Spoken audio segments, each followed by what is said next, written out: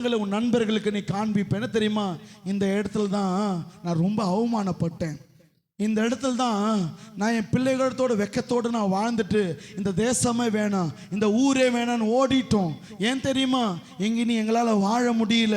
கர்த்தர் ஒரு நாள் உன்னை அழைத்து கொண்டு வருவார். நீங்கள் நினைக்கலாம், என் வாழ்க்கையில் ஒன்றுமே நடக்கலையே, என் வாழ்க்கை முழுவதும் அவமானம் அவமானம் அவமானம், இந்த இடத்த விட்டு இந்த இடம், இந்த இடத்த விட்டு இந்த இடம் தான் நாங்கள் இப்படி போய் கொண்டிருக்கோம். எனக்கு நடக்கும். நான் சொல்லுகிறேன், கர்த்தரை நம்பி நீ வந்திருக்கிற, கர்த்தரை நம்பி வந்திருக்கிற, கர்த்தர் ஒரு நாள் உன்னை கைவிடவே மாட்டார்.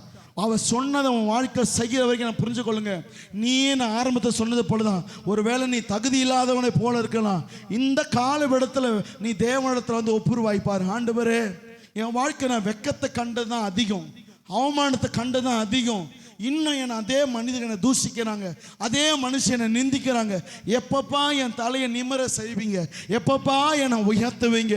நான் சொல்லுகிறேன், யாக்கோப்பு இப்படி தான் இருந்தான். அவன் வாழ்க்கையில் எதுவுமே கிடையாது, தாய் தகப்பன் யாருமே. நிறைய சொல்லட்டுமா, எனக்கு மனிதர்களால் நீங்கள் புறக்கணிக்கப்பட்ட சூழ்நிலையில் வந்து நிற்கிறீங்களோ அப்போதான் தேவனுடைய அற்புதத்தை அதிகமாக காண முடியும்.